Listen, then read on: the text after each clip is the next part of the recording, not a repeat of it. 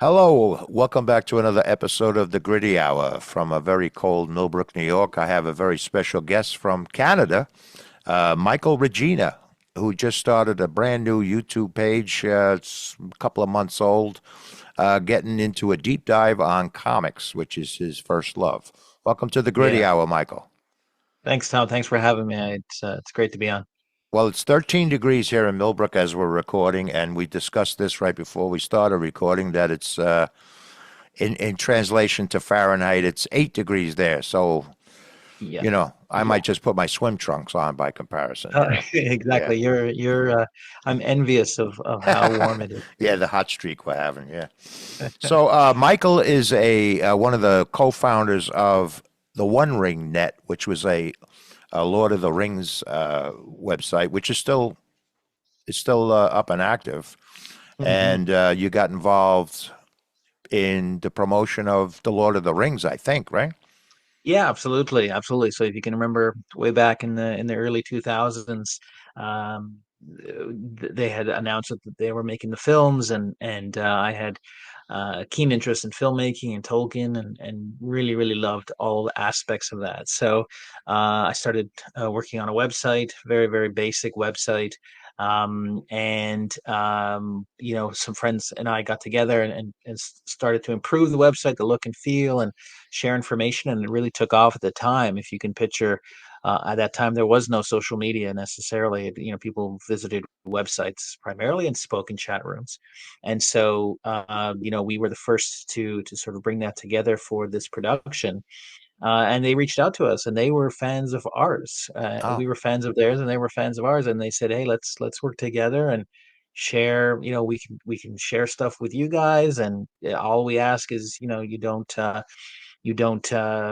cross the line, actually, quite literally. Don't have people taking spy photos and trying to find stuff in a clandestine way. And so we agreed to that, and it was a great partnership, and it still continues to this day.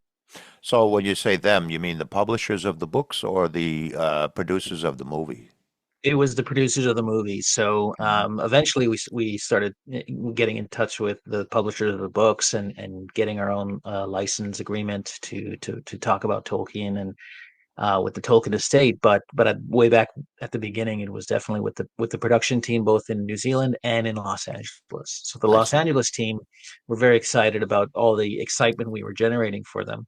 The New Zealand team were just excited that we were talking about, oh, they're filming this today, and I think they're shooting that today, and so they would check out the website regularly about their own production, and just get a general sense from the message boards and the chat rooms what the fans were saying and thinking. So it was a really symbiotic relationship. Yeah. So about what time frame are we talking about when all this started? This started in April of 1999. So just last year, we celebrated our 25th anniversary. And yeah, from April 1999, and we've been active to this day. So there's been, peaks and valleys of Tolkien media out there. New books, new shows, new cartoons, new movies. I definitely would say we're peaking with both Rings of Power and War of the Rohirrim movie that came out. Lots of really interested people, and people who just want to talk Tolkien, and get together with other like-minded fans. So the OneRing.net, well, for those of you who are fans of that site and or the Lord of the Rings, you're known on that site as Zoanon, right? There Or you go. Yeah, Zoanon? Did exactly. I say it right? Tell me how to say it. Either one, either Okay. one works. I would go Zoanon. with Yeah. Zaranan. Yeah. Yeah. We With yeah an we X. found that, yeah, we found at first that it would be a little more fun to have monikers rather than just our names. So we all sort of picked different names, and it's interesting, we picked different names, some from Tolkien's work, but some from out there in other fan realms, and mine is actually from Doctor Who, big Doctor Who fan as well. So Ah, my geek cred is pretty strong.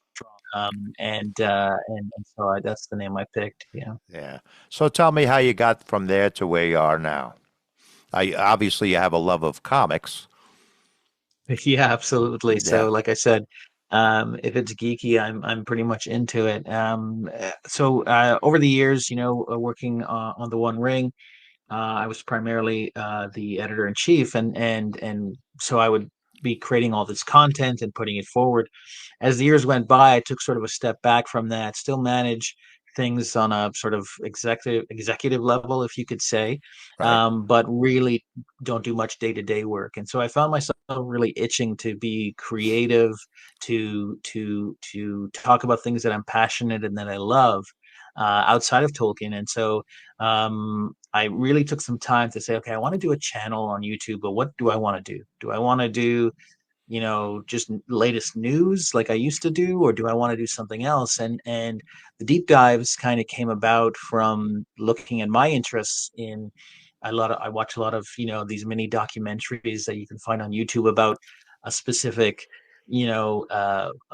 accident or plane crash or something like that. Unfortunately, it's usually the morbid stuff, but Yeah. just interesting things that happen in certain spaces and time. And I really liked some of the approach I saw where people were like, you know, this happened in 1982, and let's put the setting, this is what the world was like back then, or and then they would tell this whole story. And I kind of liked that idea. I thought, I have a lot of comics, and graphic novels, but mainly single issue comics, and those are kind of snapshots of time, right? Like the messaging within them, the artist who created them, and the style of art and all that kind of stuff, style of writing. And I Hmm. said, those are kind of like snapshots in time. So what if I took a deep dive and I just grabbed the comic and I said, this is this issue, and these are the artists, and this is what was happening at the time, and this is why this looks this way. And then I found an interesting niche when I was diving into these, and I found, like, oh, here's a style of car that looks similar to what was, in the comic, and or this is a brand was mentioned in the advertising. And I like to look at all that kind of stuff and just sort of give people a snapshot in time as to what the initial comic book reader would be experiencing Right. when cracking open the book for the first time. Michael, do you mind if I share that YouTube page with our Absolutely, with go our for it. YouTube audience? Actually, we're Mhm. on Spotify and all those places. But for those who are Absolutely. watching us, I'm just going to share that while we discuss. Um, I don't know if you can see it on your end. So there's the YouTube page. Read the Freegan Yes, comics. there you go. Um, it's like I said in the beginning. It's only a couple of 4 months old or so. Yeah, it's I only think. four months old. Uh-huh. I've been working really hard and diligently to create the deep dives, which are usually 10 to 15 minutes, but take about 2 weeks worth of work to research. I do reach out to the artists involved. I reach out to each and every one of them and ask them for a quote, or ask them for any nuance of nugget of data that they may have about the story, about the issue. Hmm. And then yeah, putting it all together, writing the scripts. So from beginning to end, it's about 2 weeks to do a deeper dive. And then I do shorts quite often. If those are familiar with YouTube, the shorts feature. I do a short almost every day, which is a fun little anecdote, or maybe a snippet from one of my longer stories, Or a preview of or the next, or the preview of the the next one. preview of the next one, Yeah, or this is today. this is Yeah, where I learned that Mario Puzo was. What did that short was saying? He worked for, what was it? Marvel. he worked for he worked for the same company that owned Timely Comics, which was what eventually became Marvel I Comics. see. And Okay. he tried his hand at writing a comic book, but he couldn't keep up with the deadlines, so he stopped doing that. He wrote a hell of a book instead. Instead. Yeah. Okay. So obviously you have a love of comics, and when you and I were discussing you coming on the show, I was impressed by the actual deep dive. You explained the artist and or illustrator, a little bit of the snippet of the comic itself, and it's a real good approach for those who love comics to not only learn more about the artist involved, but also maybe expose them to comics they didn't know existed that they might be interested in. Yeah, absolutely. I tend to When I first started, I was just picking from my own collection, Hmm. and I noticed I had a sort of genre type that I was going for. And then I said, you know what, I'm going to buy some used comic lots. People sell them quite often. Here, pick up 100 comics for $20. They're old comics. And so that's what I've been using as well. And I'm actually finding new genres and new comic book characters that I had never really read as well, and enjoying that. So that's pretty fun. Do you have a specific, just talk to me like because I'm a layman in terms of what I know about comics. Okay. Do you have a specific era of comic that you prefer? Yeah, my era is probably the era I grew up in, and you'll probably hear that from most people. So it would be like the late 70s to early 90s is Uh-huh. really when I was deeply involved in reading comics regularly and buying them. And then I only got into it much later. So the 2020s, 2010s, getting back into it again. But my era is it will strictly be usually in the 80s, and it's what I love. So you'll see a lot of comics from the 80s come in, but I'm really trying to expand that to go back as far as I can, but also to be most up to date and do comics that are more modern. So next month, or sorry, in 2 weeks, I'm doing one that just came out last month. So trying to be more up to date, but also, dive back into some of those old classics that I love. Right. It's a great approach. You had mentioned that each comic is sort of like a snippet in time. You can almost Mhm. guess the era it was written by the cars that are illustrated in it, or the buildings, or the people, the way they're dressed. Yeah, it's a lot of fun because, things change. They change quickly, but they also change slowly to the human perception. Hmm. So it's fun to go back even just 10, 15 years, and you can see styles that are a little bit different, especially when you look at the advertising. So this is another little thing that I like to do because I'm actually in advertising. My day-to-day job is in advertising, and so I couldn't skip the ads that are in the comics. And so I actually deep dive into some of those ads as well. And I say, this is an ad for a video game that came out in so and so, and it was beloved video game, or this is for a product that doesn't exist anymore, this kind of thing. And I do many little deep dives into even the advertisements Right. that are in the comic. And then one of the final things I do is I try to find an actual local comic shop that is as relevant as possible to the issue that I'm talking about. So the latest one here, X-Men versus Avengers, it all takes place in Singapore. So I found a local comic shop in Singapore that I wanted to talk about, and right at the very end, I just say, hey, if you're in Singapore, go check out these guys. This is where they're located, or you can visit them at their website. And yeah, I try to do a shout out once an episode to a local comic shop. Good for you. And that's a Mhm. great thing to do. And do you consider yourself a historian, a comic historian? I don't think I know enough to be a historian. I think I would say I'm an amateur historian, but definitely don't know enough that I could go up against somebody who is much more knowledgeable. Hmm. But I look up to those people definitely. Yeah. I just wanted to go back for a second. You were talking about the historical snapshots. Mhm. Does that also include the way they're written? Do you feel there's a change over the years of grammar in the Oh, yeah, absolutely. So there's been some comics that I've noted to be particularly wordy, and that could be dependent on the writer involved. mhm, Or I've noticed a change of tone in the amount of exposition. So you have, sort of this God voice that is sort of guiding the reader into what's happening. So mhm, it's not a person, it's not a character that is talking to you, but it's, in each panel there's maybe a block of text that tells you, something, and it's an exposition. So that sort of method has changed and evolved over time, where it was happening quite often, and then you wouldn't see it for a while, and then it would happen again, and then it dies out. So it's interesting to see these nuances of the way comic dialogue has changed, but also the way the panel structures are done, or the way the exposition is rolled out to the reader. mm.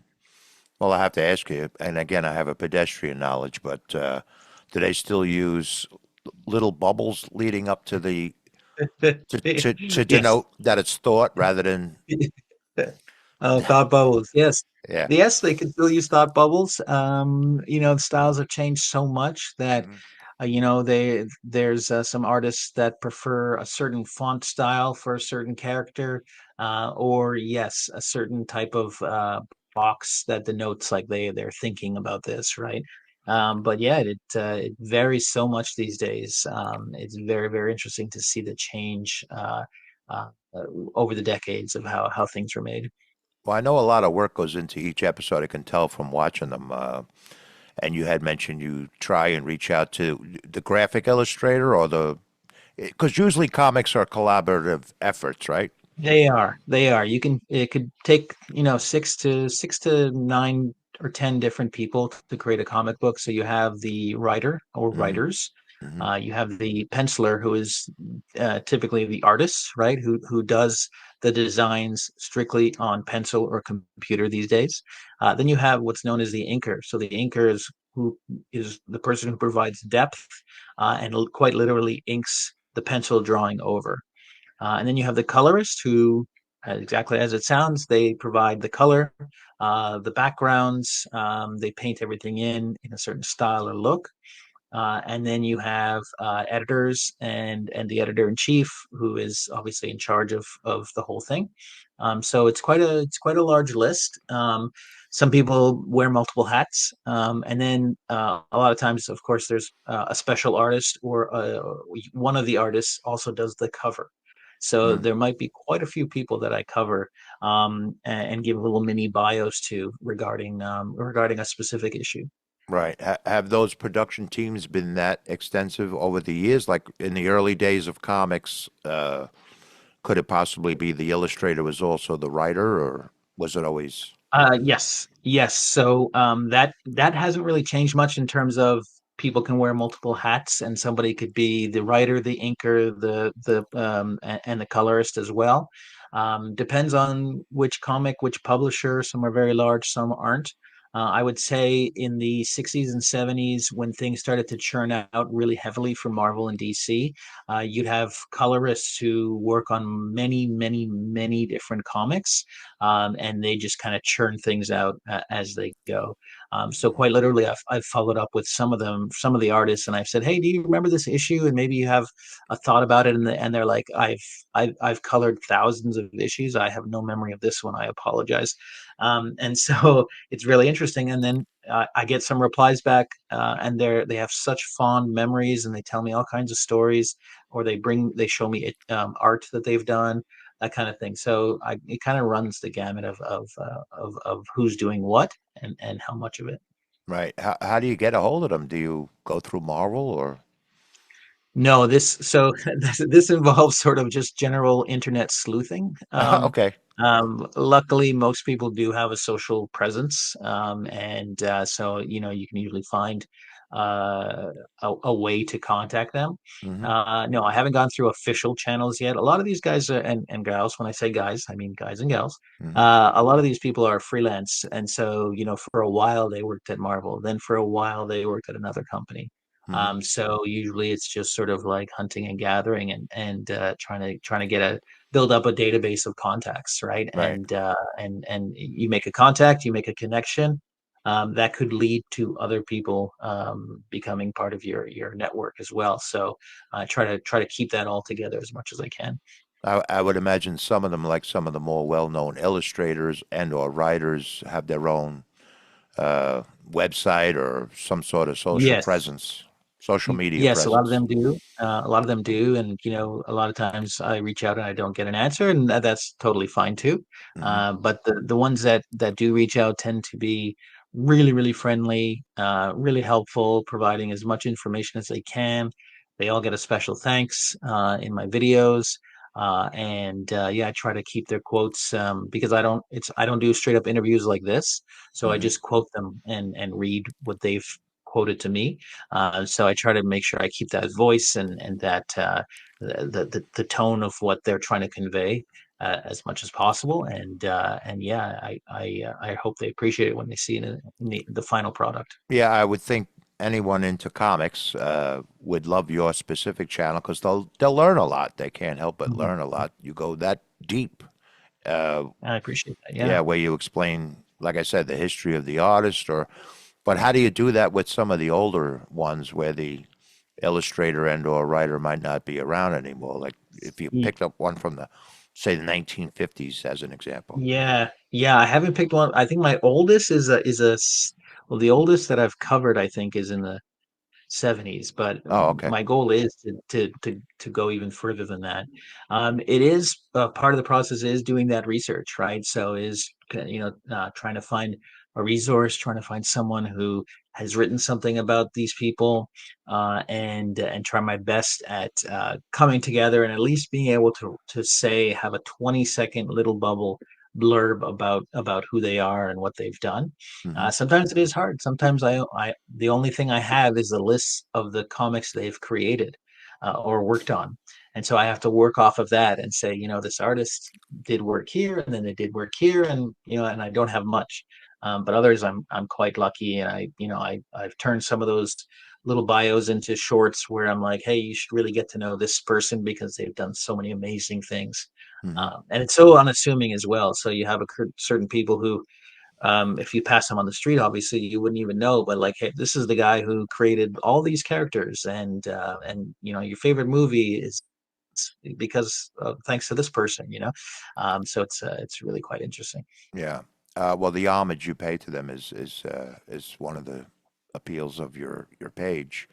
Mm. Um, but say, well, I could be wrong. Wasn't Marvel, isn't it owned by Disney, or does it license some of its characters to Disney? What's that arrangement? So Marvel is wholly owned by Disney. Hmm. I don't remember the date, but it's been over 10 years now for sure. Disney announced that the purchase of both the Star Wars franchise and the Marvel franchise on the same day. And they wholly own almost all the characters.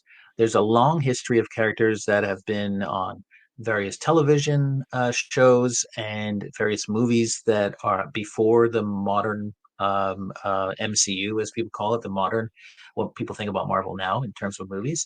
So there's some extraneous contracts and loaning out of characters. Spider-Man, belongs under Sony as well. The Hulk under Universal a little bit. So there's, they don't wholly own all of the characters outright, but the bulk of them they do. And when they purchased 20th Century Fox, that brought in a lot of characters as well. So a lot of it is, I would say 95% is under Marvel's umbrella, which is under Disney's umbrella. Mm. Well, I have to ask you, do you have an opinion about whether that's good or bad? You So don't have to. You don't have to verbalize. no, No. no, it's all good. It's all good. So I'm a huge fan of the MCU, and like how we started our conversation, I love movies as well, and so I love what they've done. There's to varying degrees of success or degrees of quality in certain films, but overall, I do love those films, and I definitely do in my shorts cover movie stuff as well. Like, hey, this movie was released 10 years ago, or that kind of stuff. So I do love all that. So I think it's been a benefit that Disney bought out Marvel, brought in a lot of creative talent, and you can see what they've done. And maybe expose some of the characters in some of these comics to a wider audience when they come out with a movie. Oh, absolutely. I Yeah. think I think many people don't believe me when I say, Iron Man wasn't as popular as he was before the Iron Man movies came out. Hmm. And people say, no, what are you talking about? And I said, no, it's true. And that's kind of what led me to even create the Read the Freaking Comics because, there's a lot of negative fandom out there and a lot of people who like to complain and a lot of toxicity. And my attitude was, hey, you need to learn what you're talking about. You need to go back and read the actual freaking comics and learn a little bit before you make a complaint about a character doing some kind of character trait that it has precedent. It's been in the comics before, and it's all there. All that history is there for you to read. Right. Yeah, well, a lot of the people that read comics started reading them when they were basically children, for Hmm. the most part, I would think. And some of those characters, because Disney came out with those movies. Didn't they come out with Spider-Man or Yep. yeah? Yep. Maybe have exposed those characters to the today's younger kids that are just getting Mm. into thing. But what I was going to ask you was, do you think a big blockbuster movie that Disney might come out with from a comic book originating character would turn those kids into physical comic book readers? I think so. I think so. I think you take something as kind of unique and frankly weird as Guardians of the Galaxy. It's a trilogy that was made by James Gunn for Marvel over the last 10 years. And these are sort of really unknown, sort of smaller characters that, like, if you were a real fan, you knew who these characters were. But if you did not know, if you knew casual Marvel, if you were a casual Marvel fan, you did not know who these characters were, and really brought them to the forefront and made them sort of really popular. And I think it makes for the it makes the physical comic book team need to step up their game and sort of then say, okay, Marvel's given us a big lead in with these films. Let's make sure we continue and drive those comic sales and digital comic sales and web comics, and drive all that forward, because it's not just the movies that come out, it's the cartoons, the associated toys, and all this other stuff that Right, comes out all as the well. marketing around it, sure. Yeah, Yeah, and it really really helps promote these stories, and if people want to read more, then it's there for them. yeah. How is general comic book sales today as compared to, say, when you first started in the 70s or early 80s? Yeah. Well, we're suffering. We're suffering. It's quite a bit of a downturn compared to the 70s and the 80s, and specifically the early 90s. There was a bubble that occurred in the early 90s up until 96, I think, where comic book sales were skyrocketing. A lot of it was the speculator market, so people were buying comics with the intention of never opening them, never touching them, because they'll increase in value. Hmm. And so that bubble eventually burst in around the mid 90s.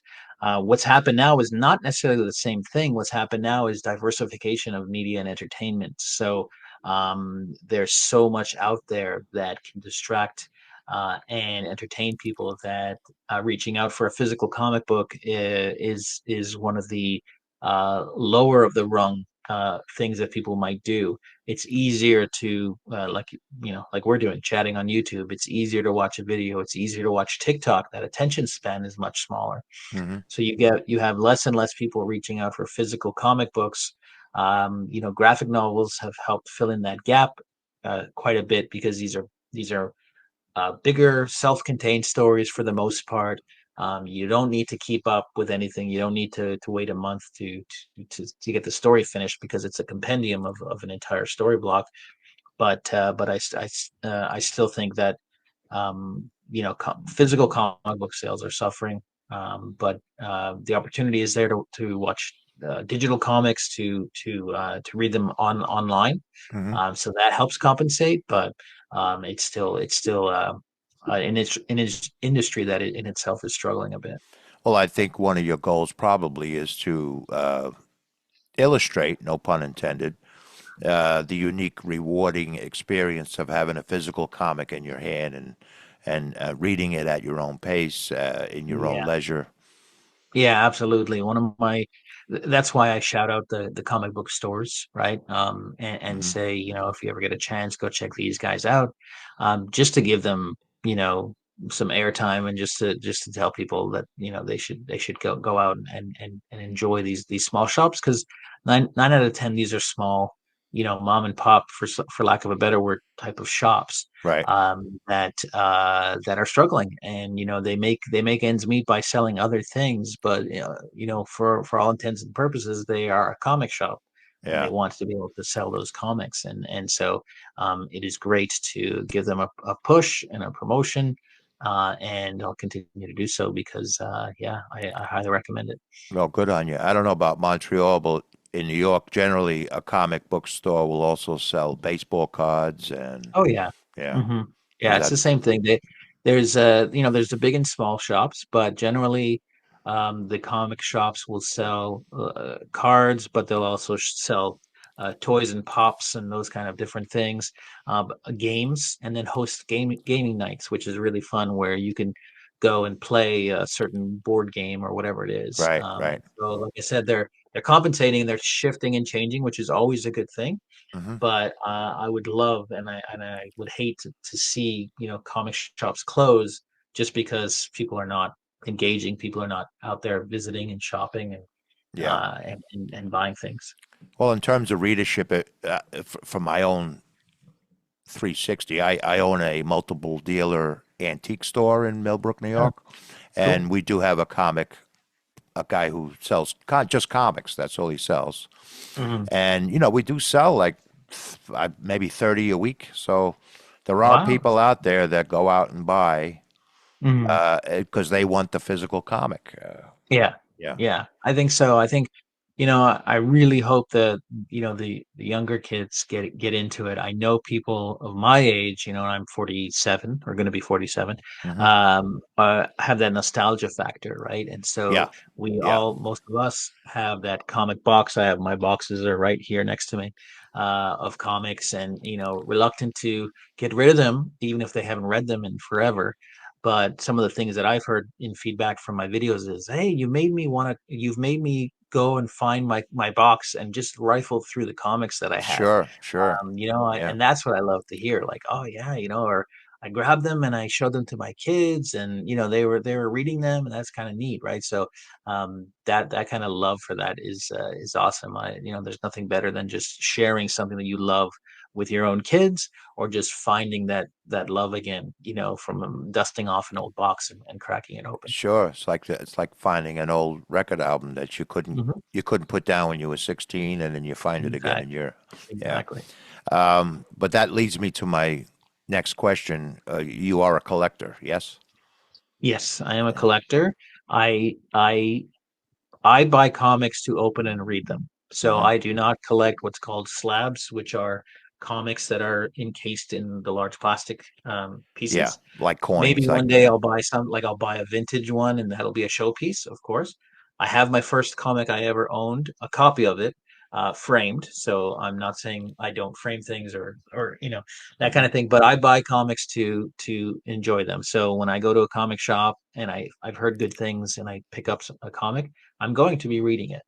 So, Except for but yeah, I am a collector. those five Superman number ones. Yeah, yeah, those are all in my You don't those read are all those. here in my basement, and yeah, of course. Yeah. Well, that's the thing. There's always that, and that's the modern era we're in. You're always afraid. Once I open this, it's like Hmm. taking a car off Off the a car lot, right? dealership lot. Yeah. Mhm, So, mhm. but there is a secondary market for that stuff too. So. Yeah, Yeah, exactly, yeah. exactly. So good. I'm glad you're bringing. I'm glad you're. I really like your approach, as I said earlier, and I really do hope this page brings a new audience to the love of comics. Absolutely. Thank you Yeah. so much for, agreeing to do the podcast and sharing it with your audience for sure. And Well, Tom, yeah, definitely share me the link, and I'll post it up, and also share me the address of your store. And if you don't oh, mind, if they sell comics, I'd love sure. to give them a shout out as I well. might actually get my comic book dealer in touch with you directly if that's okay. Absolutely. Yeah, because Very cool. he has thousands, tens of thousands of comics. So. Very cool. But so the name of the page on YouTube is Read the Friggin' Comics. Below in the show notes of this podcast, you'll see the link to it, and it's easy to click on it if you're watching us on YouTube. But if you happen to be on Spotify or Apple, just click on the link below. And if it's okay with you, Michael, I'm going to put a link to the OneRing.net as well. Oh, absolutely. Yeah. Absolutely. Always help to pitch the OneRing.net for sure. Do you find those people are the same types of people that might be into comics or? Fa Fantasy it's interesting. A lot of women into fantasy, Hmm. and less, I mean, a lot of women into comics as well, but I think it's slightly less. So yeah, there's some crossover for sure, Hmm. but there are some fantasy fans that are strictly fantasy fans and don't really care about anything else. So And for those, feel free to click in the show notes for the OneRing.net, which Michael is a co-founder of. So it's been a great pleasure having you on tonight. I appreciate it. I hope by the time oh, this thank you. airs, which will be in a week or so, we're both sitting in 70-degree weather. You up in Yes, I Montreal hope and it me in warms up. 70-degree I hope. Fahrenheit. I don't want you to melt. Yeah, yes, exactly. 70 Fahrenheit, please. All That would right. be great. Well, anyway, Michael, so much. Thank you so much for being on the show. I appreciate it, and I'll reach out to you when this thing airs. Sounds great, Tom. Thank you so Uh, much. And it's a pleasure if you want to have me on again. I'd be happy to do it. I'd love to see you further on up the road. I'm sure Yeah. your channel will dwarf mine by then. It's growing All right. exponentially. We'll see. So, We'll see. all right. Thank you Well, so much, Tom. in the meantime, have a great night, Michael. You too. Take care. Okay. Bye bye.